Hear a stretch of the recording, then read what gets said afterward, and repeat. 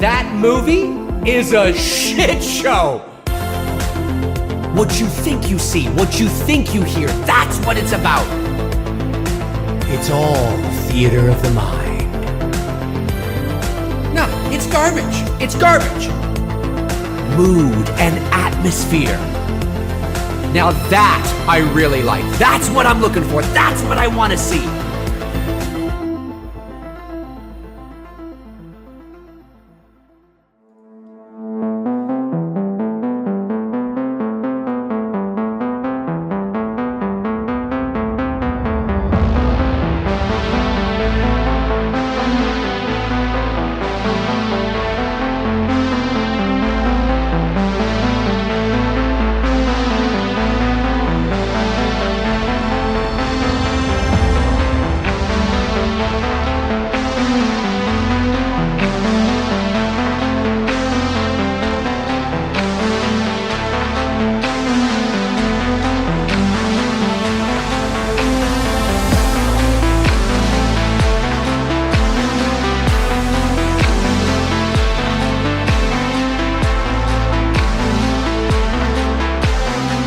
It is 12:03 p.m. Eastern Standard Time. 12:03 p.m. Eastern Standard Time here on this Thursday, January the 6th, 2022. This is my first show of 2022. Ladies and gents, Scream 5, or just Scream, releases, I believe, January the 14th, the long-awaited. Are you excited? Are you ready? Do you feel it in your bones? Scream is back, and it comes out next week. And we're going to talk a little bit about it here today, sort of what I'm looking forward to, I guess. I'm not the biggest Scream fan of all time. I'm not the biggest Scream fan, but there are a lot of Scream fans out there, of course. They consider Ghostface and Scream one of the greatest horror franchises of all time. They consider Ghostface one of the greatest horror slasher villains of all time, even though it's multiple different people all over the place. Hey everybody, what's going on? My name's Dave McRae, coming to you live from the VoiceMann Studios in Toronto, Canada. And it's January 2022, and in the world of horror, that simply means Scream. That's what everybody is talking about. That's, well, not everybody, but if you are a horror fan, if you are a slasher fan, that is definitely something you are excited about. Now, if you want to be guaranteed, if you have a question for me and you want your question guaranteed an answer, super chat, that's the way to do it. Super chats take priority for obvious reasons. I will get to your super chats once I'm done my spiel here on Scream. And if you want to talk Scream, make sure you get those into the chat room as well. Talks among yourselves.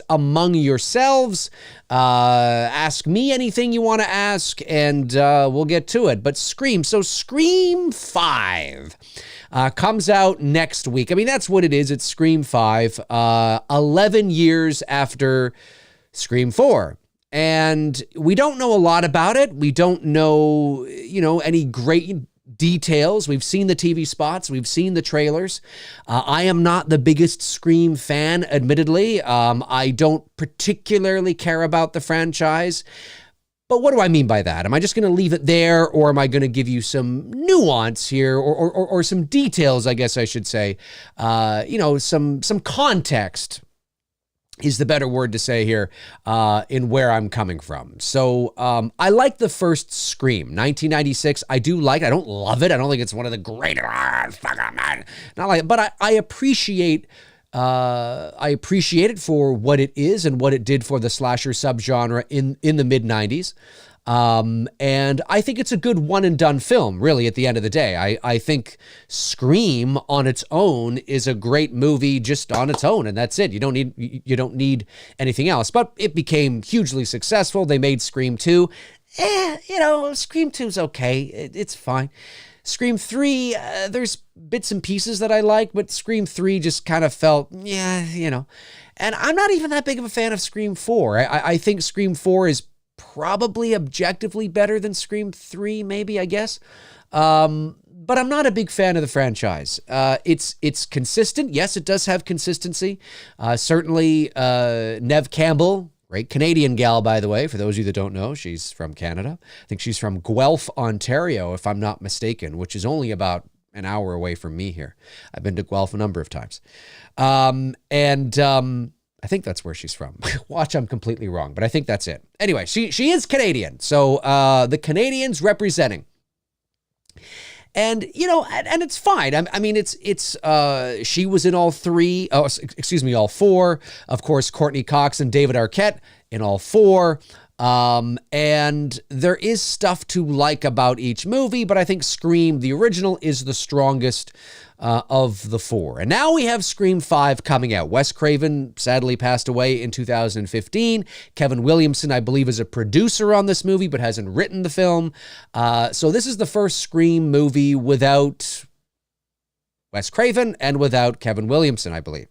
So, but that's not necessarily a bad thing. You know what I mean? Sometimes you need to sort of rejuvenate, you know, take a step back, rejuvenate, bring in some fresh blood, some fresh eyes to give it a fresh sort of, kind of like out of the shower. You know, you just step out of the shower and you're like, smells like a man fresh out of the shower. I think that was from a commercial or something. My girlfriend and I often joke about that. So I mean, you know, and listen, it's got the directing duo from Ready or Not, which is which was a great movie, and certainly showed what they could do with the tongue-in-cheek, kind of self-aware, poking fun, but taking it seriously, but still kind of having fun, but taking it seriously kind of vibe that Ready or Not had. And of course, shout out to Melanie Scrofano, who I went to high school with, who is in Ready or Not. So yeah, I mean, it's one of those things where she also plays Winona Earp on the Winona Earp TV series for Sci-Fi.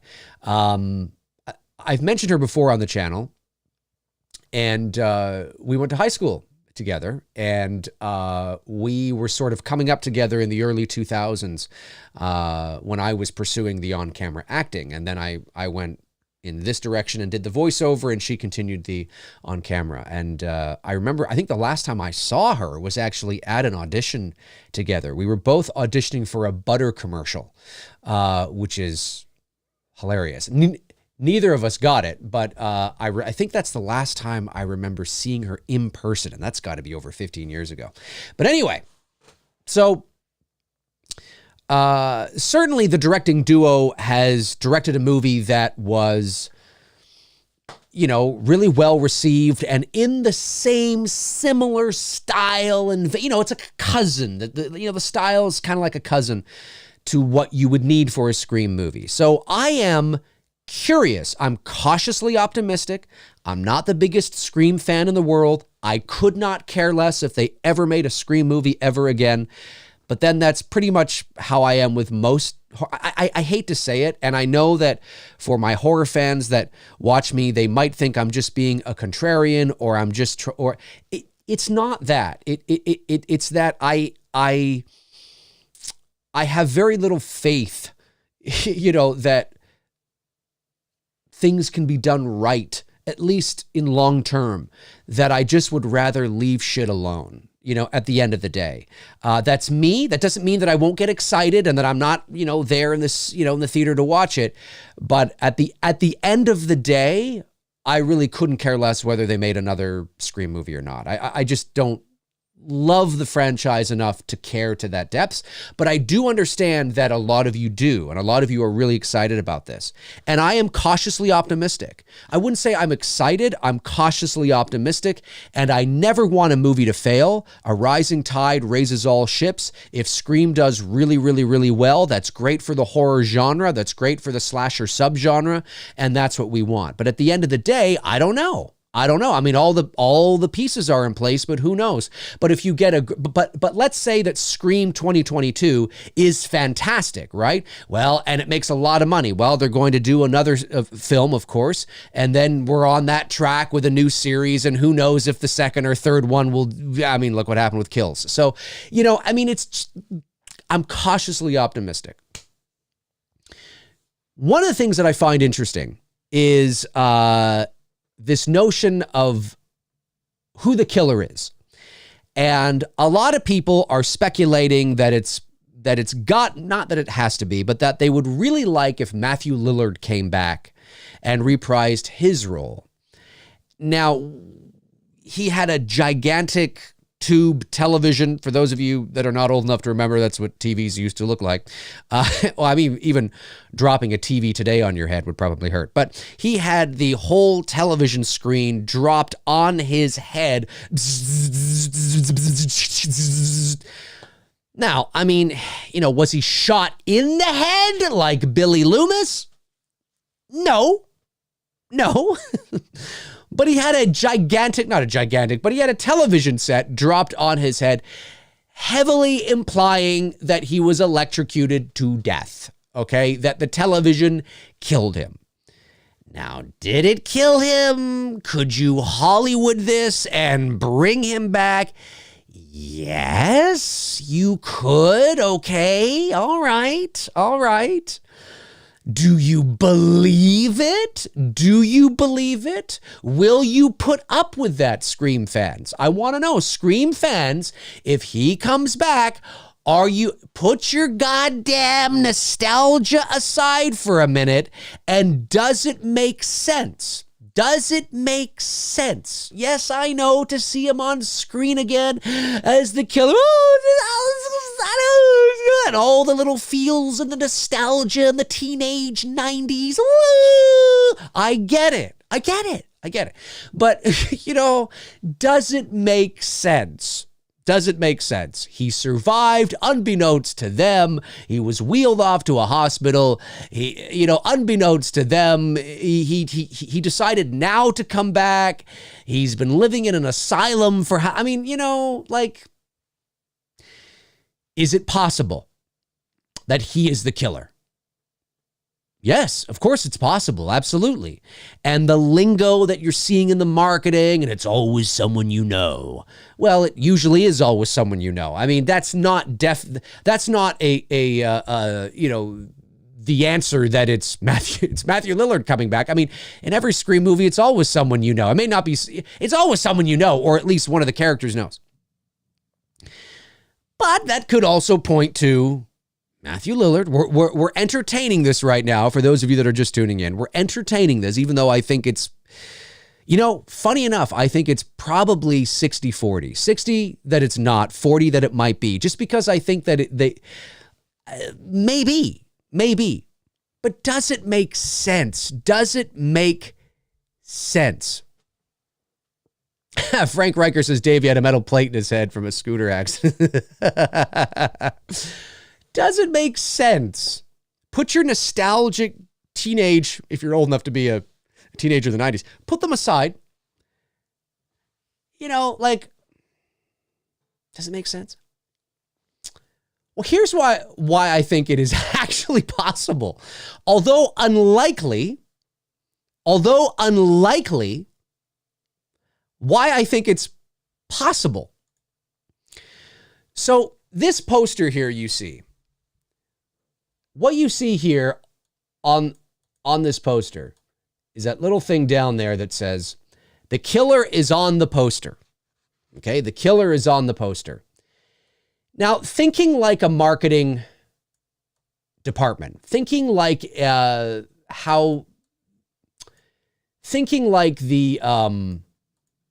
style of Scream, the style of movie it is, how tongue-in-cheek it is, how self-aware it sometimes is, how spoofy it can be, and how it tries to be cheeky and tongue-in-cheek and, clever, right?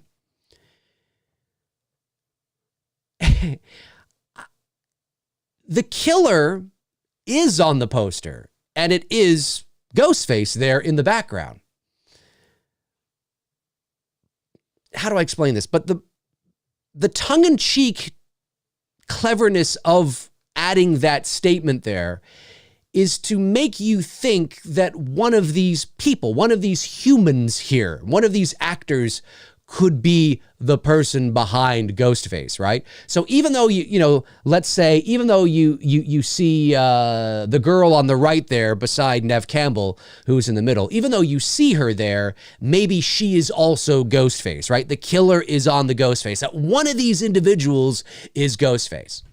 However, if none of them are Ghostface, technically the poster is still correct.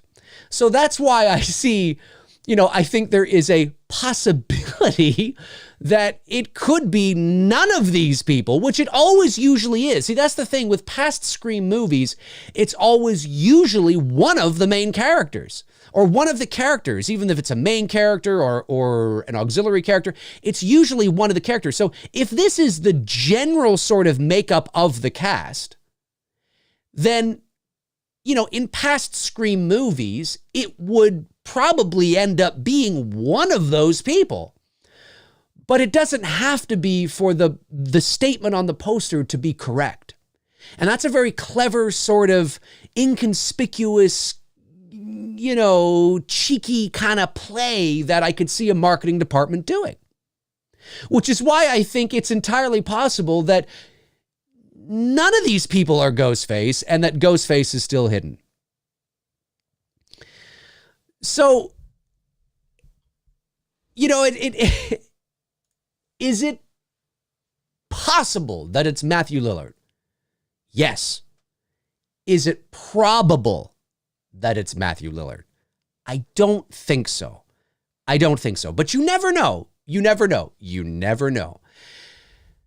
If it's not, I don't know who it would be. If it is, how do you feel about that? For those of you in the chat room, if you're watching after the fact, comment below and let me know. How do you feel about that? Again, put your nostalgia aside and comment below and let me know how you feel about that. By the way, there's 120 people watching right now. Guys, hit that like button. It's free. I promise I will not send you an invoice. Hit that like button. It helps out the video. Hit that like button. There's 121 people. There's no reason why there cannot be 121 thumbs up there. Hit that like button. Helps the video out in the algorithms. So I don't know. Comment below and let me know your thoughts. If you're watching after the fact, on whether or not you think Matthew Lillard is coming back. And whether you think that's a good thing, the nostalgia aside, but whether you think it's a good thing. According to the directors and according to the directors of the movie, the marketing is, you haven't seen anything yet. If you think you know and you're starting to piece things together from the marketing and from the trailers and the promos, according to the directors, you haven't seen shit. You know fuck all, apparently. That's interesting. I like that. Now, does that just mean that they haven't, there's so much, so many shots, so many other scenes, so many other moments that you just haven't seen, and the marketing is just recycling basically the same beats and the same scenes and the same shots, maybe in different order through all the trailers and the promos, and that's all they mean? Yeah, it could mean that. Television spots, trailers, and promos do that. They often will show pretty much the same beats throughout, maybe just in a different order. And then as it gets closer to the release of the movie, they might show you something you haven't seen, kind of like an ace in their pocket they want to throw down right before the film comes out. It could mean that. Or it could mean that everything that people are saying about the movie that's sort of in the horror zeitgeist right now is way off, and you're going to be very surprised. But I just want to know if you think Matthew Lillard returning, because I know that's a big thing that people seem to speculate is possible. Do you want to see that? Is it good for the franchise? Does it make sense? Try to put your nostalgia aside, and does it make sense? I want to know.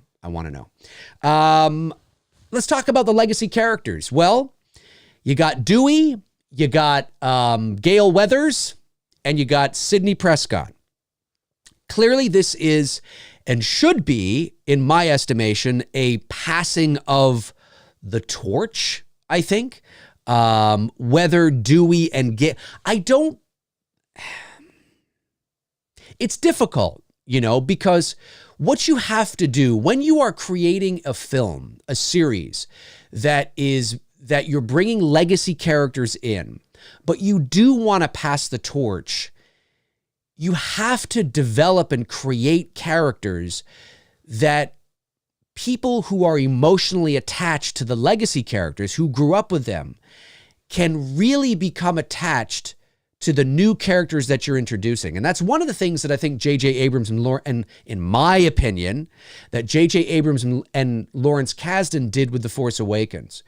We can talk about the direction of the series, we can talk about the storytelling, but in terms of the actors and the characters that the characters they wrote and the actors they hired to play those characters, I was immediately attached to Rey and Finn and Kylo Ren. I thought they did a terrific job, especially in that first film. We can talk about how it fell off the rails afterwards, but that first film, I thought they did a great job. And that's what you need to do when you're bringing legacy characters back and you want to pass the torch. You've got to introduce characters that are well developed, that the audience can likable characters that the audience can become emotionally attached to. Because if they're just there to serve the legacy characters, then you find yourself in a position where you feel like you need to bring back the legacy characters all the time, which, is sort of a catch-22. I mean, yes, that's great, but then you're going to find yourself kind of in a Jamie Lee Curtis, Laurie Strode situation where it's kind of like, come on, enough of this already. So I'm hoping that Scream has the balls to kill one of the legacy characters. And although this is blasphemous to say to hardcore Scream fans out there, I would be okay if it was Sidney Prescott. Now always remember, it's not that you kill legacy characters, it's how you kill legacy characters. You can willy-nilly and kill a legacy character without any sort of emotional weight to the kill or to the situation or to the scene, and it feels unearned. It feels like a slap in the fucking face. It feels ridiculous. We've all seen that before. We just recently saw that with Halloween Kills, where the legacy characters were there just basically to get your asses in the seats, and they kill them faster than they can say, Happy Halloween. It's not that you kill them, it's how you kill them. Does it feel earned? And does it make us sad at their loss? And, maybe a lump in our throats like, oh, no, not because they're gone, but because it added so much emotional weight and bottom to the story.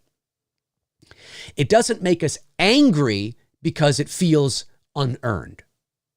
So I'm okay if Sidney Prescott kicks the bucket. It's how they do it. And sometimes it might be the right thing to do, and it adds some emotional weight and bottom to the story. Do I think they're going to do it? Probably not. If this thing turns into a trilogy and they're sort of wanting to bring them back, do I think we could see Sidney go at some point? I do. Do I think it's this movie? Probably not, but I wouldn't be against it. I always thought that it would have been cool if the story was written in a way where Dewey is killed. That's how Scream 5 opens. Dewey is actually murdered.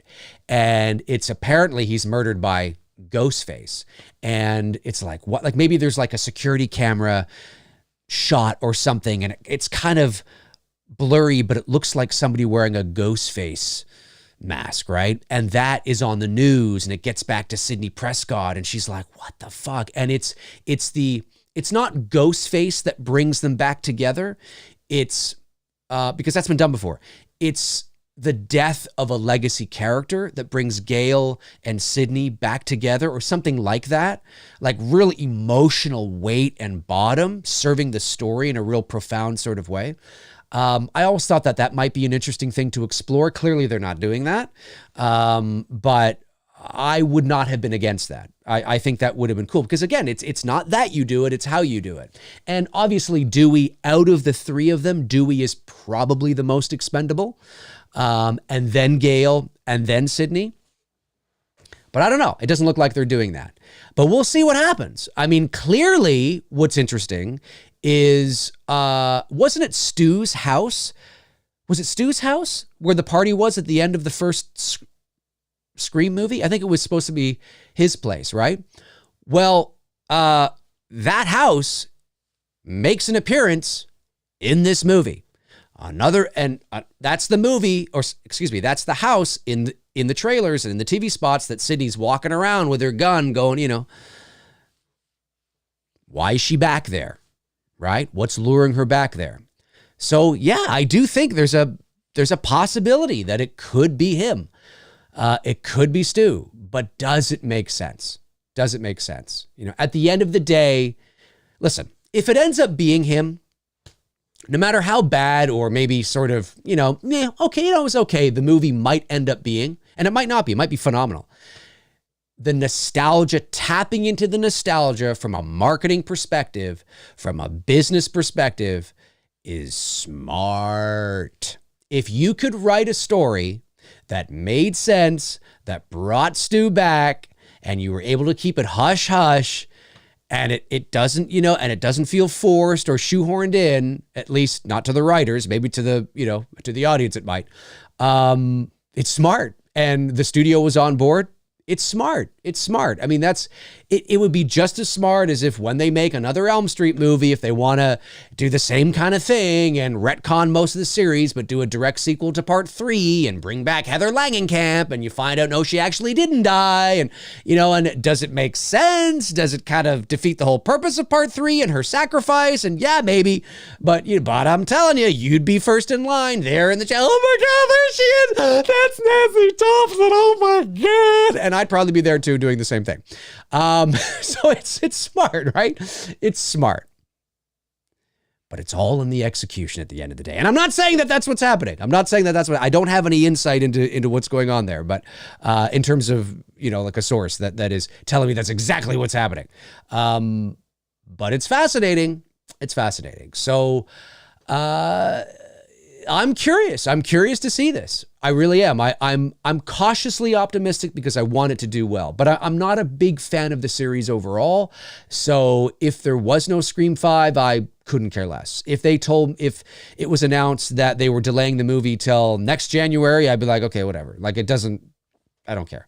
And I don't mean that in a contrarian way. I just mean that it's not, it's one of those movies that it's fine. Like, the series is fun, I guess, from a certain perspective, but I really only like that first movie. But I'm curious to see this. Anyways, let's jump over to the chat room and see what you guys are saying. What do you guys think about Scream 5 or just Scream? Are you looking forward to it? What do you think they're going to do? Comment below in the comment section below and let me know your thoughts, what you think they're going to do. Who is Ghostface? Do you agree with me? Do you think that there's a high probability that it's not anybody on that poster who is also behind the mask? Doesn't necessarily mean it's Stu. Could be somebody else that's not on the poster that ends up actually being a significant player in the movie. We just haven't been, we haven't seen that in the trailers and in the marketing. That's, again, that could be another sort of, I get the feeling, at least from what the directors are saying, that there could be a lot of misdirect here when it comes to even the marketing. So fascinating stuff.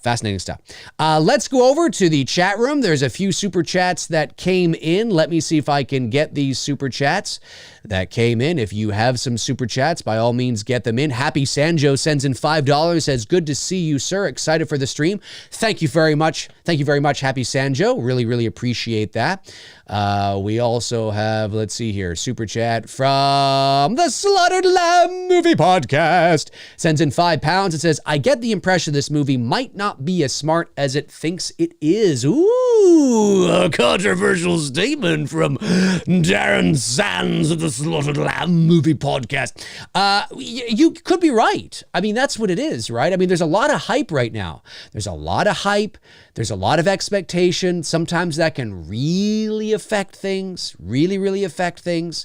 You know, that's one of the reasons why I went into Halloween Kills with no expectations, and I was able to enjoy and like Halloween Kills on my first watch, right? The experience of watching the movie, I liked Kills better than I liked 2018. That doesn't mean I liked Kills better than 2018 as a whole. It means that on my first watch, when I was in the theater and I was able to suppress my expectations, I enjoyed the experience more, which allowed me to like the movie on my first watch more. But of course, I noticed all of the problems it has as well, right? 2018 is actually a better movie. And I've talked about that ad nauseum on my channel. But so, you know, there's a lot of expectations. And although there are a lot of people out there that can say, no, I'm going in with no expectations, it's very difficult to do. And I don't know how I did it. I don't know how I was able to do it with Halloween Kills. I just went in with nothing and sat there and just whatever, just give me away. Like, I really suppressed it. I think most people have the intentions of doing that, but then when they get into the theater and they're surrounded by the popcorn and the people and the big screen and, oh God, here it is, ah! They just get too excited and they just can't take it. With Scream, obviously the shitty thing is here in Ontario, Canada right now, which is where I am, all movie theaters in the provinces of Ontario and Quebec are closed. So it is unlikely that I will be able to go to the movie theater next week to see Scream, which really sucks. We're essentially, even though they're not calling it that, we are essentially in a lockdown here. I mean, it's not like full lockdown, but it's like 60, 70% of the way there. There's no indoor dining. The movie theaters are closed. I think the malls might be open, but, you know, capacity restrictions, and it's insane here again, unfortunately. So that really sucks. But yeah, I mean, there's a lot of expectations. So, you know, Darren's right. I mean, maybe it's not as clever as we're thinking. We don't know. We don't know. We will not know. We will not know until we see the movie. I'm cautiously optimistic. Cautiously optimistic. All right, what else we got here? We got Happy Sanjo sends in $10. Thank you, buddy.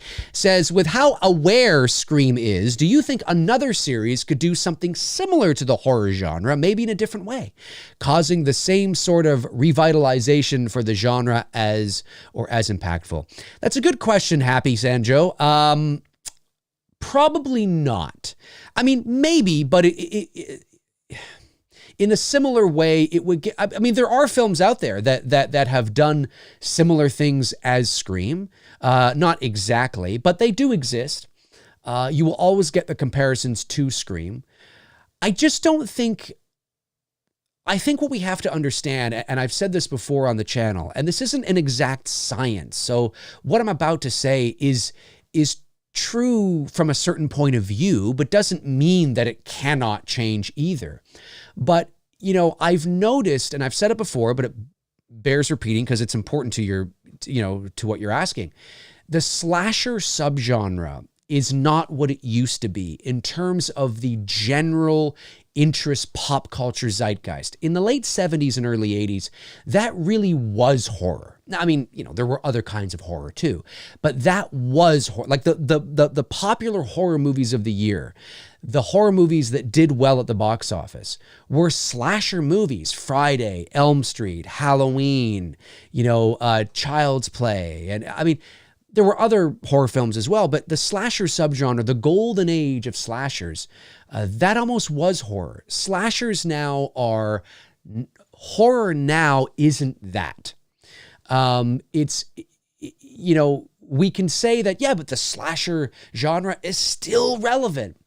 Yes, it is, but look at what it has to do. It has to go back to the well, right? So yes, Candyman, Scream, Child's Play, Halloween, you know, 10 years ago, Friday the 13th, Elm Street, they're already proven properties. They're old. They're not. It's not a new slasher. You know, it's not a new slasher villain that is wrecking havoc at the box office. It's using what's known before, tapping into the nostalgia and getting people to come to the theater. So it's almost cheating in a way. So you could look at Halloween and go, see, the slasher subgenre, the slasher subgenre is alive and well. Well, no, Halloween is alive and well. Right? You know, as a whole, not necessarily. If Scream kills it at the box office, you see, people love slashers. Well, no, people love Scream. You know, it's a bit of an illusion that's happening there, right? So I think horror just continues to evolve, and maybe in a few years, what's old will become new again, and there will be new slasher villains that are wrecking havoc at the box office that we've never heard of before. Yeah, maybe. But I think horror is just going to continue to evolve. Into what that is, I don't know, but certainly it's evolved away from what is tearing it up at the box office right now would be more of your supernatural and paranormal. That's the era we're in. Whereas in the 80s, it was the slashers, right?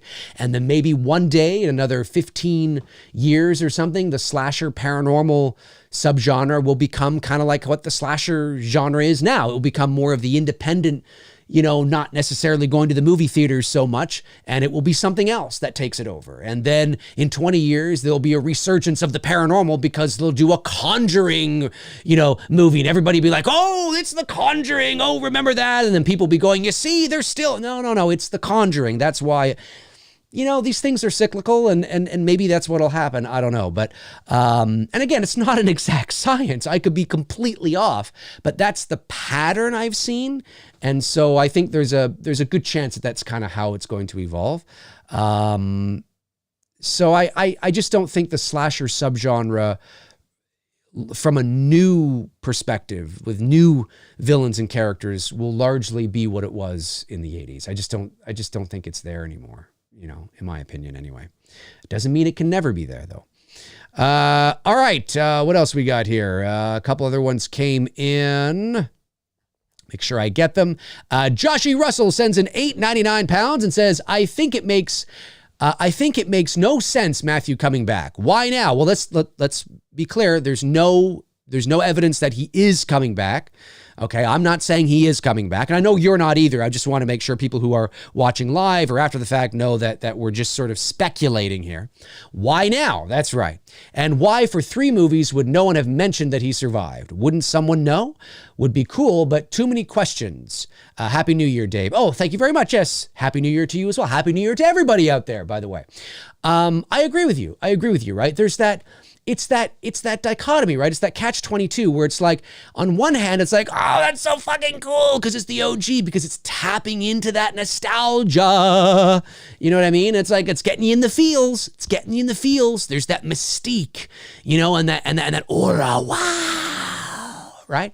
But then it's like, what? You know, what? Why would, what, it doesn't, you know, from a story perspective, doesn't make sense, because what these guys have to do, if it is, hypothetically speaking, if it is Stu that comes back, hypothetically, you can't just bring him back and go, you see, isn't this cool? Well, but does it make logical sense? Have you woven the reason into the narrative so cleverly, is that even a word? So cleverly, you know what I'm trying to say, that you go, oh,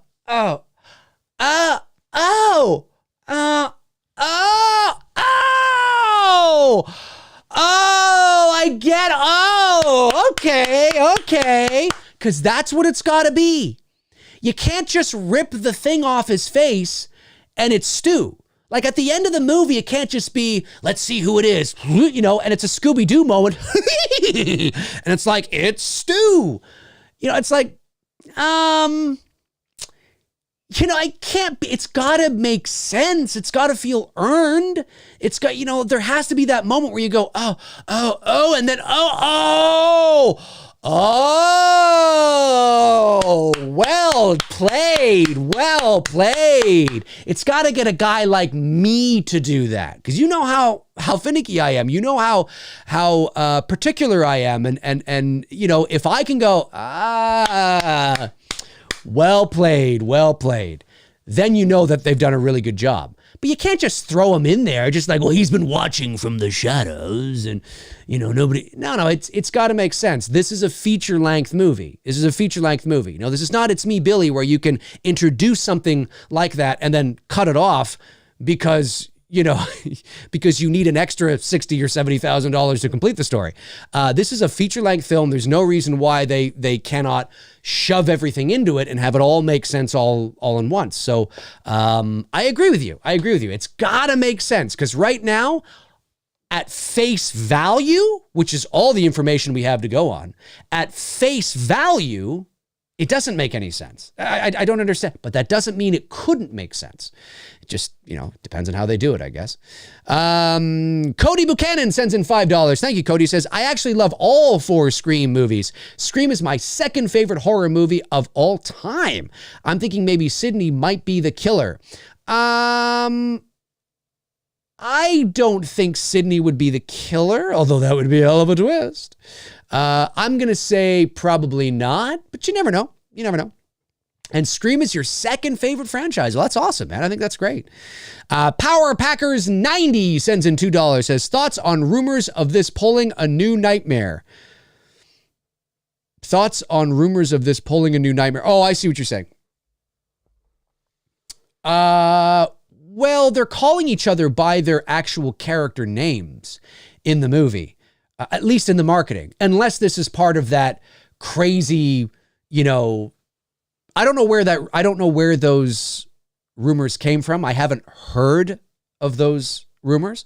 So if those rumors are out there, where are they coming from? Who is the source? Or did you just read it on some Facebook page by some guy named, you know, Bob? I mean, but let me humor, no pun intended, the rumor, let me humor the rumor for a minute. I would say that, I don't know, because the marketing then, like, they are calling each other Sydney and Dewey and Gail in the marketing. Whereas in New Nightmare, of course, you know, Heather Langenkamp is referred to Heather because she's playing a fictional version of herself. So I don't know. I don't think that's what they're doing, to be honest with you. I really don't think that's what they're doing, because where do you go after that? I don't think that's what they're doing. And I don't know where that came from. Let me see here. Did I get all the, I think I got all the super chats so far. Did I get them all? I don't think I missed any others. Okay, very good, very good. Tony Scott says, hey Dave, are you looking forward to see Scream 5? Well, like I was saying earlier, Tony, I'm cautiously optimistic. I'm not a big Scream fan. I like the first movie. I think that's, you know, it's a fun sort of whodunit kind of, you know, yeah, it was good. It was good. I'm not a big fan of the sequels, though. But I'm cautiously optimistic. Because of all the variables that are in place and everything that's surrounding this. I'm looking forward to it. You know, I'm cautiously optimistic. We'll see. We'll see what happens. The Slaughtered Lamb Movie Podcast says the only way they could really hoodwink us is if the trailer is specifically shot and bears no resemblance to the film they've made. Now that would really be fun. Ooh. Yes, I agree. I agree with you. Yes. If everything we're seeing in the trailers, every shot we're seeing literally is not in the movie at all. Can you imagine that? That everything we saw was specifically shot just for the trailer. Wow. That means, though, if true, that means that the movie better be really good, because you don't want anybody walking out of the theater going, you know, that movie was shit, and the movie that they presented to us in the trailers and in the promos looked a hell of a lot better. I want to see that movie. That's the movie I want to see. You always run that risk, right? But I agree with you that I don't know if that's ever been done before. There's that fine line between, surprising your audience and using massive false marketing and deception. But if the movie, see, that's the thing. If the movie is really, really good and most everybody loves it, then nobody's going to give a shit that they were deceived and hoodwinked, right? Despite the fact that there could be some moral kind of, and maybe even legal issues there. But, winning solves everything. And if the movie's really good, people will take it up the ass, no problem. Strange way of saying that, but I think you kind of get what I'm trying to say. But if the movie's really bad, then you bet your ass that everybody's going to be going, whoa, the fuck, they cheated us, they didn't show they got false marketing, deception, we were deceived, and all that kind of stuff, right? So we'll see, we shall see. David Coe sends in $4.99 and says, I have heard people say they wouldn't waste money shooting scenes for the trailer to misdirect us. Do you agree? Well, they wouldn't. No, they it depends if it's budgeted for that, right? That wouldn't be something that they would have done willy-nilly on spur of the moment. It would be factored into the budget. It would be something that was part of the inception and the creation of the film. Now, more than likely. Now, that doesn't mean that one of the producers or the directors couldn't go to the studio after the fact and say, hey, listen, we have this fucking crazy idea and I don't know if you're going to like it. But we need an extra, $3 million to shoot these scenes. Or even, $5 million. I don't know. Would you be down for it? Or it was built into the budget already. I mean, that was part of the writing, was we're going to write 3 pages of trailer shit and we're just going to factor it into the budget, which is more than likely what they probably would have done if it was, from its inception, right? So it's not unprecedented. Now, it's more likely that was done than the other stuff too, because you would build it into your shooting schedule as well, right? So you would shoot the movie because that comes first, but you would also, there would be, 2 or 3 days built into the schedule that were you just shooting that shit, shooting stuff for the trailer as if it's an actual real film. It's possible. It's not impossible, and it's not improbable either. It doesn't usually happen. I mean, time is money. Money is time. And, the studios may not, the studio wouldn't like to be surprised by it. And I don't think that they've done this, but hypothetically, if that's what they've done, in my estimation, it was already built into the schedule from the get-go. It was already built into the schedule from the get-go. Would be my guess. That's what I would guess. Let's see here. Slaughtered Lamb follows up and says the original Spider-Man trailer back in 2002 was a whole sequence not in the movie. That's true. That is true. And my guess is they would have probably factored that into the budget before the movie was made, or maybe not. Maybe during marketing. But of course, with Spider-Man, was that not just all CG though? Are you talking about the him flying through the? Because that would have been done probably all in post, if I'm not mistaken. It's possible. And if it is something that they've done, they would have factored it into the schedule and into the budget, is my best estimation on that. We shall see. Robert Kitzmiller sends in $10. Thank you, Robert. Says, more importantly, if it is Stu, do they kill him? If so, what's the lead up into another sequel? I don't want another pony ride with what the first trilogy did and give us a 3, 4, 5 different killers. Yeah, well, but that's always possible. I mean, that has sort of been the pattern of Scream, right? Is that it's a different killer every movie. That's one of the things that people love about the series. That's one of the things people don't like about the series. That Ghostface isn't really anybody. He's anybody. You know, he's not one person. He's whoever you want him to be. So Ghostface is really just a, you know, and it's funny too, because in theory, if it was different people and you have a voice changer, the voice would sound a bit different. I'm nitpicking here. I'm being really nitpicky. The voice would sound a bit different, you know, from person to person. Of course, it always sounds like Roger Jackson, right? Who's phenomenal in that role, by the way. But yeah, I would say that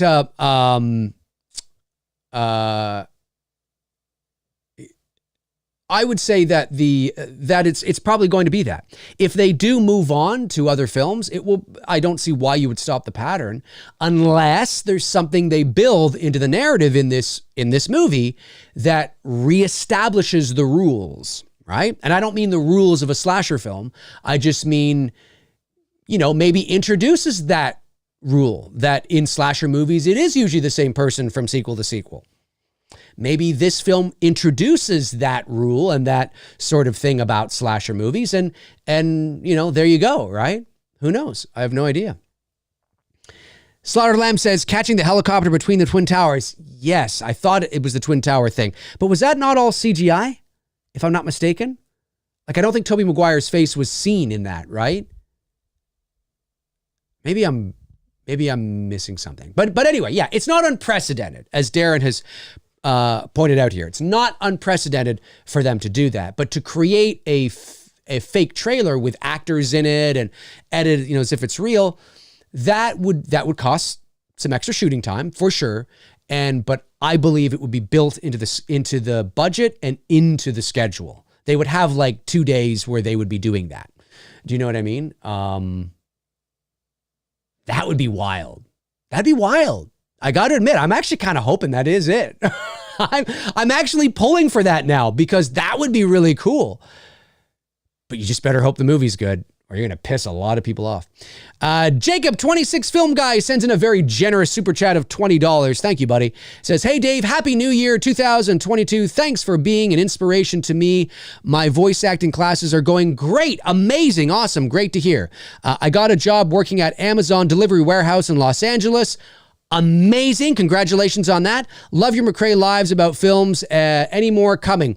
Yeah, the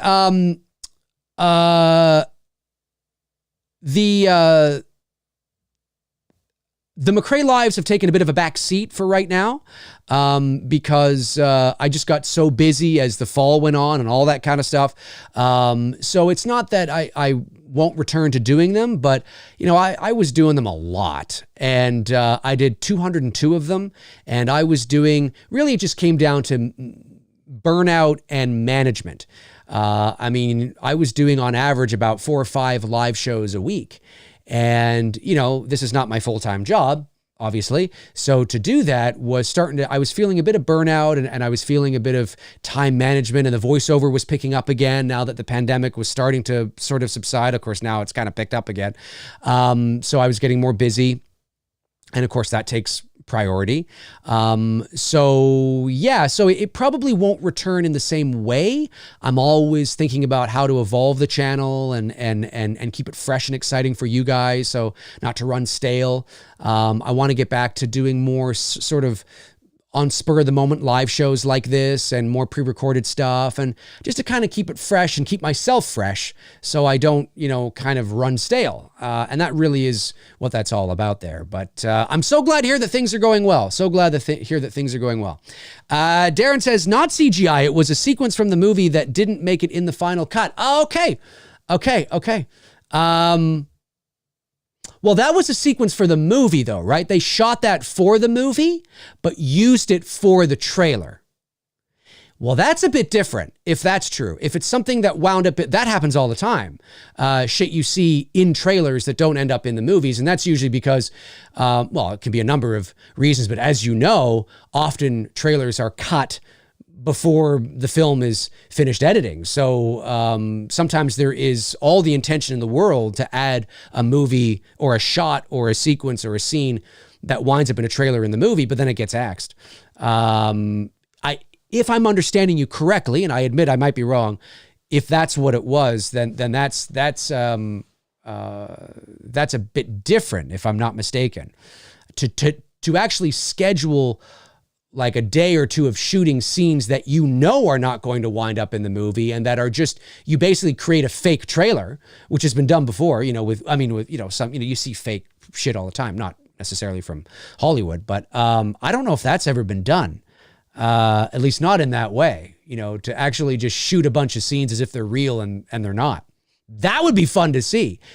Derek, if you're right on that, that's crazy. That would be a lot of fun. That'd be a lot of fun. But if I'm understanding you correctly, and I might not be, I'm not sure. All right. Did I miss any other super chats? We have got the Robert Kitzmiller one, David Coe. Okay. I believe I got them. I just want to make sure that I didn't miss any. I don't think I did. Okay. Just want to make sure I'm not missing any crazy stuff. All right. What else we got going on here? Fauci Cinema is here. Good Real Hunting is here. Destiny Faulkner is here. Nice to see you guys here as well. Thomas Cohn says, I wish this was your full-time job. Well, for it to be my full-time job, I'd have to have the salary to match, right? It just doesn't. I mean, there's a little money that comes in for the channel, like I said, for you guys, which is great. It allows me to take some time away in my afternoons to do these kinds of things. But I don't have a big enough channel to have it as a full-time job. It just doesn't. It's a lot of work. It's a lot of work. And no disrespect to you guys, no disrespect to anybody else that does it. I got to be honest with you. I just don't have an interest in turning it into a full-time job. My passions really lie in voiceover and filmmaking. And that's what I want to do. And I'm really making a go now. Obviously, I'm still doing the voiceover side of things, and I've been very successful at that in my career, which is great, and I will still continue to do that, obviously, and that's not going to stop. But the filmmaking side, I really want to build up. I spent over 20 years working in this business and focusing on voiceover and I dabbled here and there on some independent shoots on a few sets. I was a PA on one. Actually, I've been a PA on a couple of sets, and I got to visit the Suicide Squad set in Toronto because I knew a buddy who was a PA on it, and I was going to visit the It Chapter 1 set because I knew somebody who was a PA on that, and usually PAs don't have the say of whether or not they can invite people to sets. Let's just be clear. They're just a production assistant. But this particular PA is not just a PA. He's worked on sets as like key grips and all that kind of stuff. But he was a PA on the Suicide Squad set. Maybe he wasn't a PA on the It Chapter 1 set. Fuck, I'd have to reach. I haven't talked to him in a while. I'll have to reach out and find out what it. Anyway, I know he's a PA on the Suicide Squad set. But anyway, not the one from 2016, because it was shot here in Toronto. And I was on set watching them shoot the scene with when Batman was on top of the Joker's car and they were ripping downtown through Gotham, I guess. Well, that actually was downtown Toronto. Yeah, where was I going with this? So I've dabbled here and there. I've been on set before.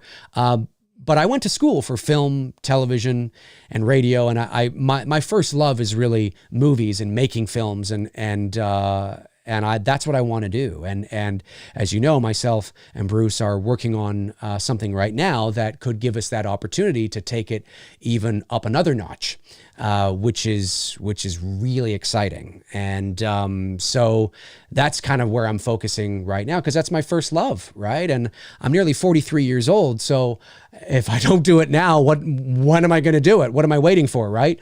So really excited about that. And I love doing this too. Like, I love talking to you guys and being on here, and I do love it. I do really enjoy it. But it's not something that I have an interest in turning into a full-time job. I would rather be making movies and doing voiceover and all that kind of stuff, because that's where my love is, right? But I love coming on here and talking about movies with you guys, though. That I do like. But yeah, to do it full time is an enormous amount of work. You have to have an enormous amount of content that is getting an enormous amount of views to justify, as a salary, so it's just not enough, just not enough. But there are a lot of people out there that are able to do it. And I think that's awesome. But they have the passion to do it as well, right? You know what I mean? They love doing it. I just came on here in 2017 because I needed to vent about Halloween. That's really why I came on here. I had no desire to turn it into even what it is now, which is really, really cool. It's turned into this really cool hobby, which is amazing. Like, don't get me wrong. It's really, really cool. But I never had any intention of actually doing that. I just needed to vent about Halloween. And the rest is history. All right. What else? Robert Thitoff says, Dave, would you rather be the voice of Ghostface for future Scream sequels? I certainly wouldn't turn that down. Or appear as a character in the next Indiana Jones film that interacts with Harrison Ford. Oh, well, this is just a character that interacts with Harrison Ford. I see what you're doing there. So not like his sidekick, who's like a legitimate supporting character that's in the movie for the whole movie. Like it's starring Harrison Ford and me. No. So it's like maybe a glorified cameo. Is that what you mean? I would probably take it anyway, especially now. Harrison Ford's knocking on 80. He's my favorite actor of all time. I'm not saying he's the best actor of all time. I think he's he's fine. There's nothing wrong with him. But that's not why he's my favorite, because I think he's like the greatest. No, I've always loved Harrison Ford. He had that movie star quality about him. He's one of the last great movie stars, really, at the end of the day. He was just, I adore him as an actor, and I adore his principles of how he approaches Hollywood, and his, just how he's never gotten into the bullshit, and he's always sort of stayed out of the limelight. And it's really been about the work for him and the art and the passion. And I'm not saying he's a perfect human being. I don't know the guy through a hole in the wall. But certainly I really appreciate, I love listening to him talk about the business and how he refers to us, to his fans, as customers, and he does. He's like, he said, you're my customers, and I'm, I have to do this because, my customers are paying to watch me and all that. Anyways, I just love his outlook. I've read his biographies. I've been a fan of his since I was like 5 years old. Like I used to say, I'd go to school in what I called my Han Solo pants, which weren't really Han Solo pants, but they were dark blue with a red stripe down the side. So I called them my Han Solo pants. I used to play Star Wars at recess with my friends in the 80s. And I mean, it was, how can I turn that down? How can I turn it down? Even if it would be more lucrative for me to be the voice of the next Ghostface in a Scream movie or a bunch of films, how can I turn that down? How can I turn it down? It's Harrison Ford. It's Indiana Jones.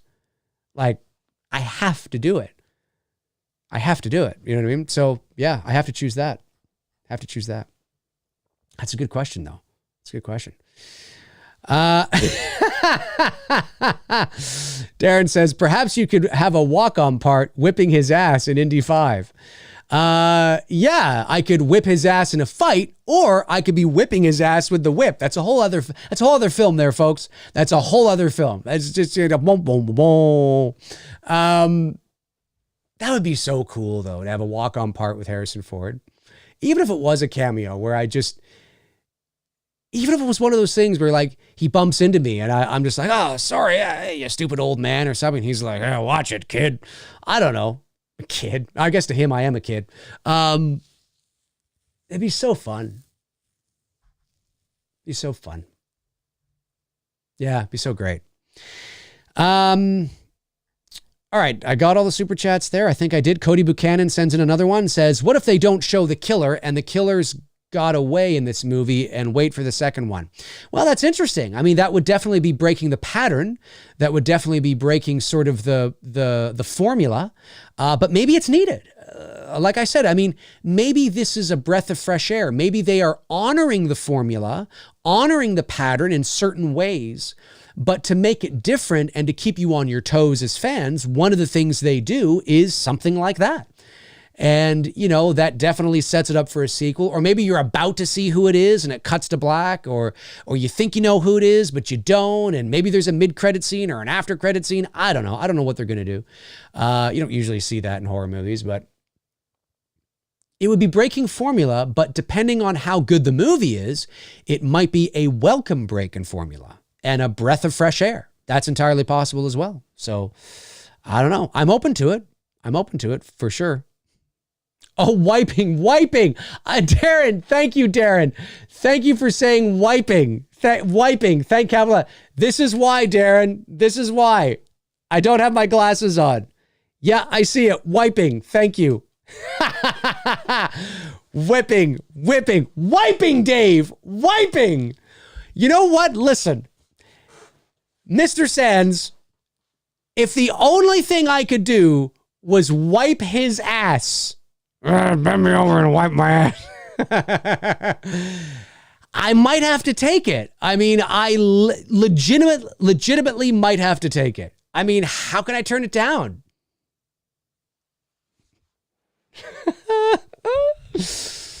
No, it's not typing issues. Good real. It's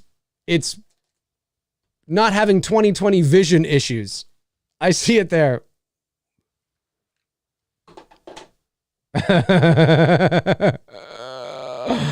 Oh, that's funny. That's funny. Okay. What else we got here? Let me see. Where are we? Wiping his ass. That'd be so funny. He's locked in a bathroom. There's no, even if I just, maybe I'm the bathroom concierge. I'm the guy that hands him, you know, he's sitting in a stall and there's no toilet paper. There's no fucking toilet paper in here. And I'm like, sir, do you need some toilet paper? Yes, I need fucking toilet paper.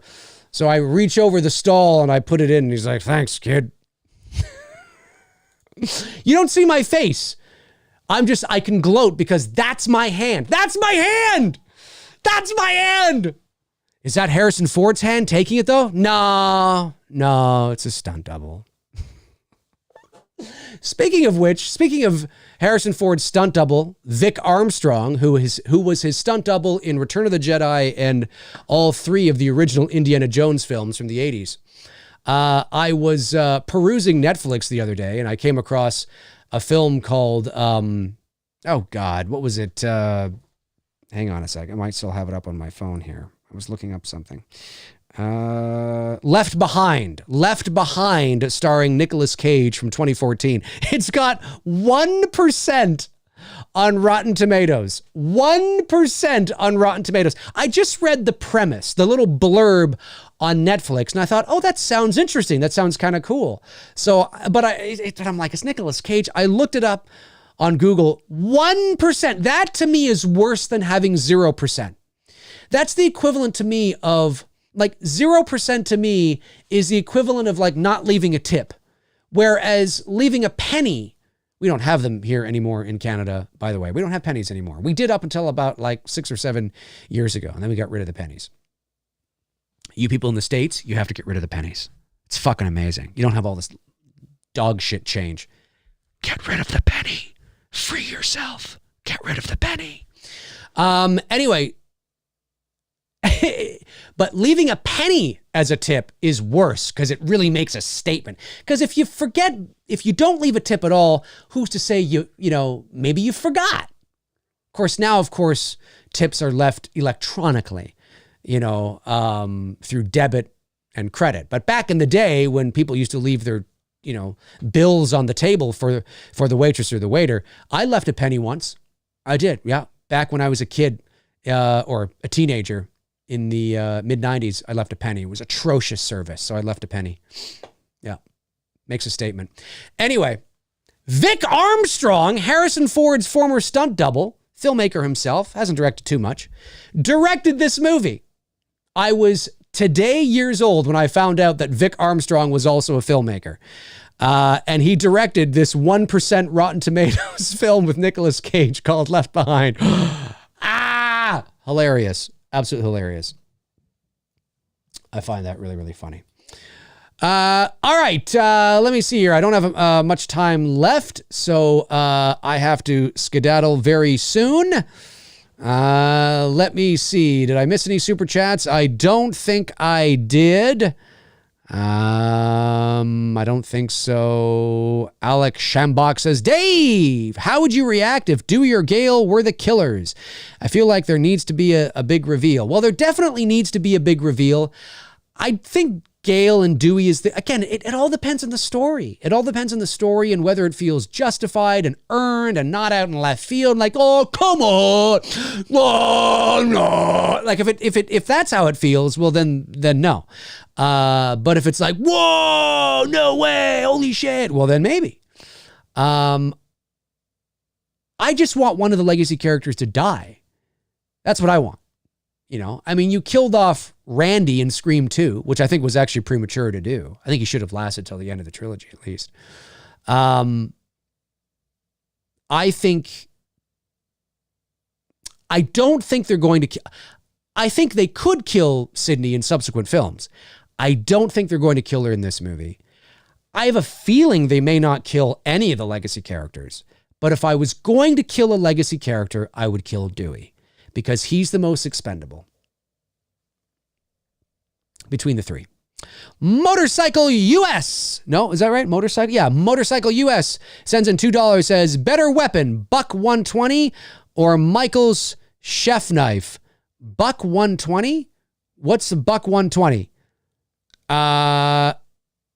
Is that a Buck 120 or Michael's chef knife? I'm going to go with Michael's chef knife. I'm not sure what a Buck 120 is. It's just my ignorance towards not knowing that. But if you can explain it to me, that'd be great. David Coe sends in $1.99, says, Dave, we need another pet peeves video. Yeah, I should do that. I haven't done a pet peeves video in a few years. I got into doing the hate mails because they were so much fun to read.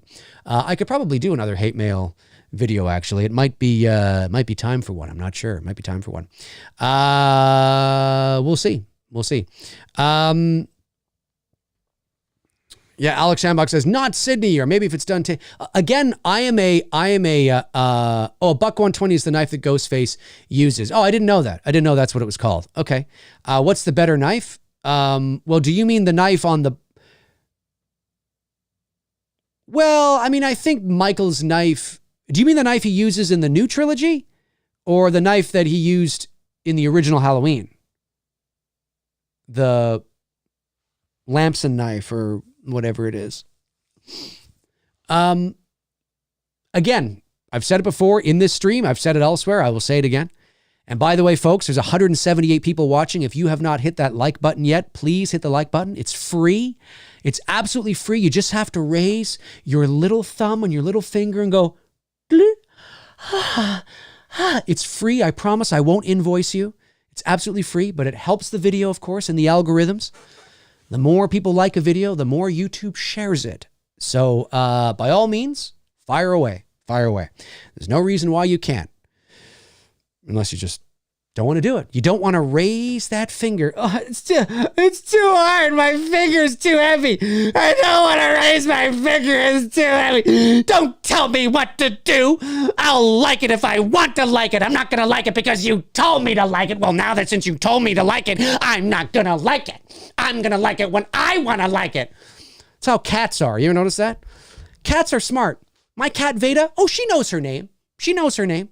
There's many times where I'm like, Veda, come here. And she comes over. But she'll only come if she fucking wants to come. There's other times where she'll just be sitting on the couch and I'll be like, Veda, come here. And she looks at me like, no. And I'm like, no, come here. She's like, no.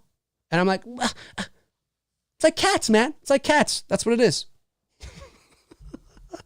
Hit that like button, you bastard. No, I'm not liking it because you're telling me to. Okay, no, that's fine. That's fine. That's all right. That's all right. You don't, I understand. I understand.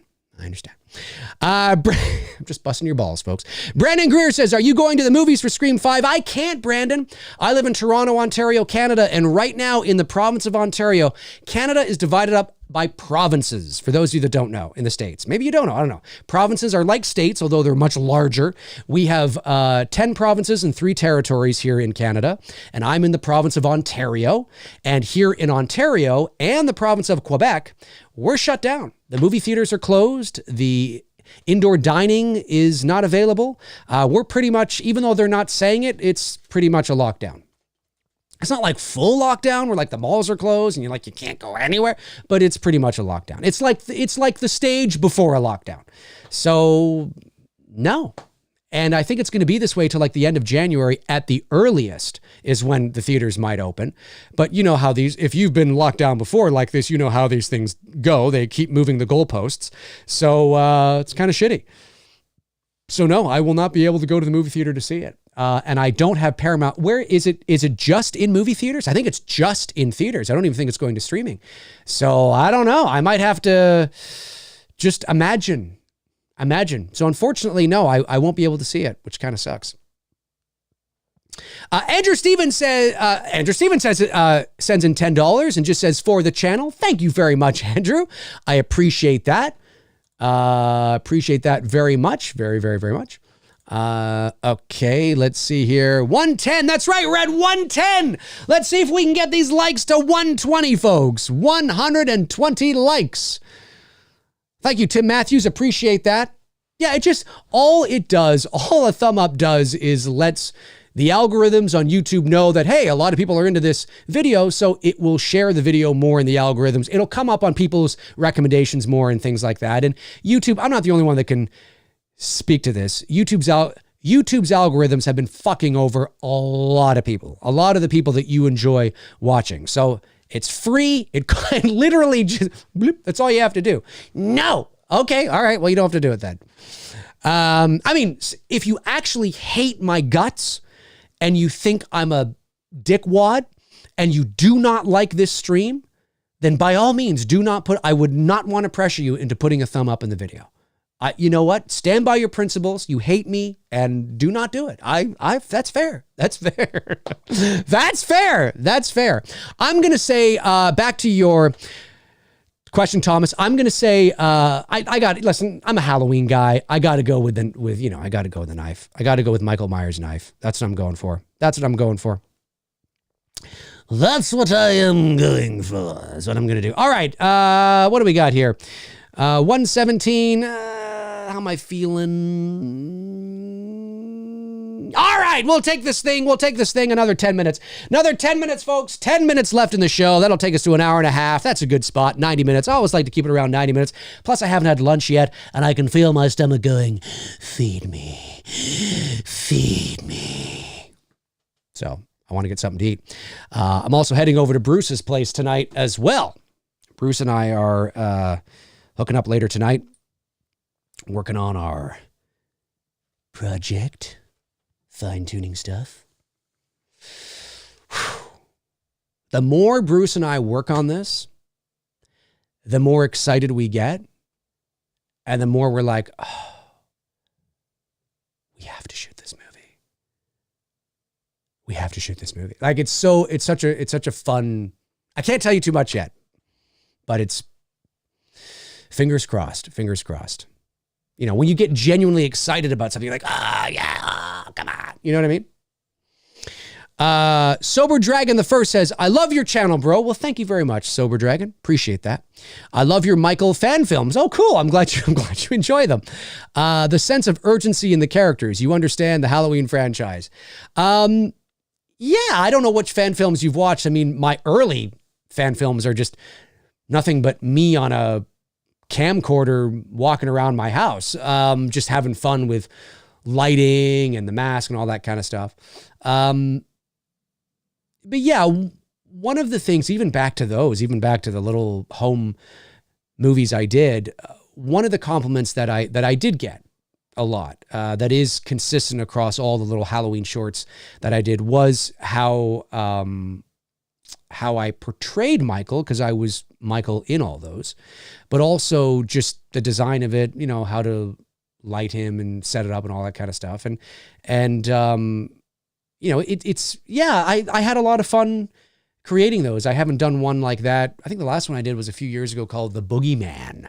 And it was because I wanted to wear a Halloween 2018 mask that was sent to me by one of my great moderators, Chris Baber, who sent me the mask, and I still have it displayed back there with the others. And it was not a TOTS mask. It was not a Trick or Treat Studios mask, but it was an independently made H18 mask, which is, it looks fucking amazing. And there was like, I think a 10-minute short on my channel called The Boogeyman, where I just walk around my basement in some weird, creepy lit atmosphere and pretend I'm breaking into a closet where there's a girl and a baby screaming. And I love doing that kind of stuff. They're fun to do. But I appreciate the compliment. Yeah, that is something that a lot of people always say about. It's like, oh, you really understand kind of how to, but it's just, you know, yeah, I guess so. I guess I do. I certainly wouldn't turn down directing a Halloween movie if I was given the opportunity. That's for sure. Mike Johnson says, just watched a TV movie from 2013 called Scarecrow. Second time watching it. Pretty good, actually. Very cool, Mike. I've never heard of it. Never heard of it. Southpaw82 sends in $5. Says, Dave, I know you're not really a Marvel guy, but the new Spider-Man is something very special. Give it a try. I think you'll enjoy it. Oh, I'll definitely watch it. I can't go to the theater to watch it, unfortunately. Bruce has seen it. He really enjoyed it. I know others have seen it. I know others who have seen it. And it looks like a ball of fun. Like it looks like, and I mean, listen, I've been spoiled. I know what happens in it. But that doesn't, because I'm not attached to it on that level, I didn't feel like I can still watch it and really enjoy watching it unfold, even though I know it's going to happen. I've watched all 3 of Sam Raimi's Spider-Man movies. I have seen Spider-Man Homecoming, really enjoyed that. Haven't seen Far From Home, and so I have to watch that one, and then I'll watch No Way Home. Spider-Man is one of those characters that I will always watch their movies. Spider-Man, Batman, Superman, because they're like iconic staples. They're like symbols. It's the more, it's the broader sort of superheroes that I didn't even know existed that have come into existence now that I just don't have an attachment to. Do you know what I mean? But Spider-Man, yeah, I'll watch it for sure. For sure I will. At this rate, I'll probably have to wait till it comes to streaming. Or maybe when it comes to like PVOD or something, I can rent it.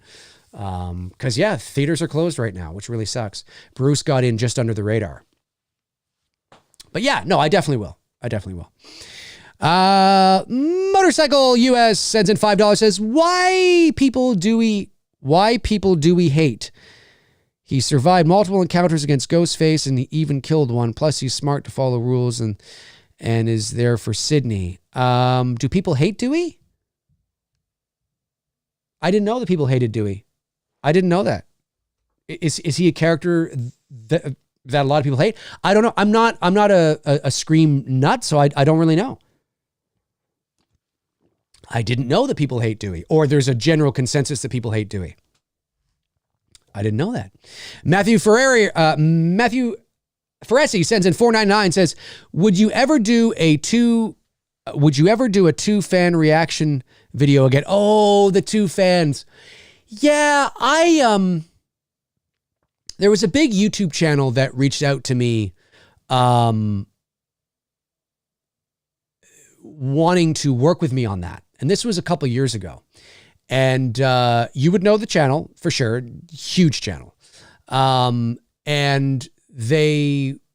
I didn't want to do it because I just didn't want to have it be I'm just messing around. I didn't want it to turn into a big kind of thing, and now there's expectations and I have to record stuff, and it's not that I couldn't have, it was just the timing of it. It was just like, I'm not really into doing that right now. I don't want to do that.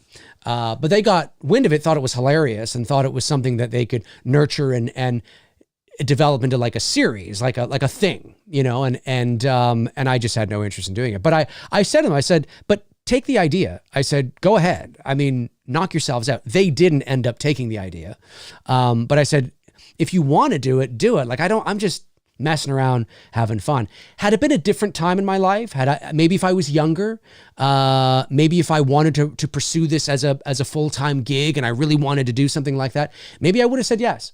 But I just didn't have the interest in doing it. So, but will I do a two fans thing again here on my channel? Yeah, for sure. I could see myself doing that. Yeah, I could see myself doing that. That'd be kind of fun. All right, 5 more minutes, folks. 5 more minutes left in the show. Let's see here. What else we got going on? Tabitha Short. Hey, Tabitha. Happy New Year to you, Tabitha. I know we said Happy New Year to each other before, but it's always great to see you in the chat room. Hope you're doing well. Let me see here. Mike Johnson says, hope they will be able to film Halloween Ends during this Omicron wave. Yeah, I hear that Halloween Ends has been delayed. Not the release of the movie, but the production start has been delayed, I think. I stand to be corrected on that, but I don't think they're going to camera in January. I think it might have been pushed to February, although I stand to be corrected on that. I haven't talked about that on my channel yet because I haven't got all the nitty-gritty details yet to kind of do a show on it and talk about it, but I will eventually if that comes to fruition. The release date of Halloween Ends, excuse me, I think I said kills. The release date of Halloween Ends is still intact. That doesn't mean it will be, but these kinds of movies are not... you can shoot these things in 4 to 6 weeks and do a few months of post-production and have them out. So it isn't a Star Wars movie. It's not a Marvel movie where, you need an immense amount of post-production. That's why, generally speaking, when you're working on a Star Wars movie or a Marvel movie or some big tentpole film, post-production usually has already begun while they're still shooting the film, at least the preliminary stages of it. So, yeah, no, let's hope not. Let's hope not.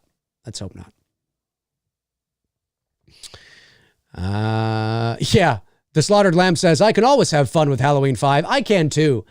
Even though I loathe the movie, I can have fun with it because of that, and just make fun of it. It's just... He's in the closet. He's about to... he has an opportunity to strike Rachel, but no, he doesn't. He instead just takes off because he's got to take a pee or something. I don't know. It's awful. Brandon Conwell says, hey, Dave, would you rather see Rob Zombie do Halloween 3 connected to Michael Myers or him do a remake of Season of the Witch? I would rather see Rob Zombie do neither. No, I don't care about I don't like Rob Zombie's take on Halloween. My hat goes off to him that he did something different. He made it his own, whether I agree with the creative decisions or not, but it's just not for me. Rob Zombie, generally speaking, isn't for me. I'll be very curious to see how he handles the Munsters. I don't know how he's going to handle that, but generally speaking, that doesn't mean I can't find, The Devil's Rejects I didn't mind. But overall, his style of filmmaking is just not a style of movies that I gravitate towards. So I couldn't care less. I couldn't care less if Rob Zombie made another movie ever again. I'm not saying he shouldn't make another movie. I'm just saying if Rob Zombie said, I'm retiring from making movies and I'm just going to focus on music for the rest of my life, and he actually does do that, I couldn't care less. I'm not a fan of his style. But that's just me. That's me. If you love Rob Zombie and you love his Halloween 1 and 2, knock yourselves out. That's right. Good Real Hunting. Cookie Woman. Cookie Woman. I sound like Sloth from the Goonies.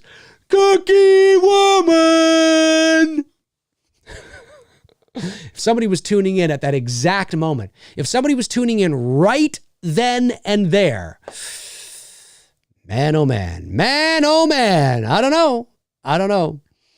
All right, I don't think I missed any super chats. I believe I got them all.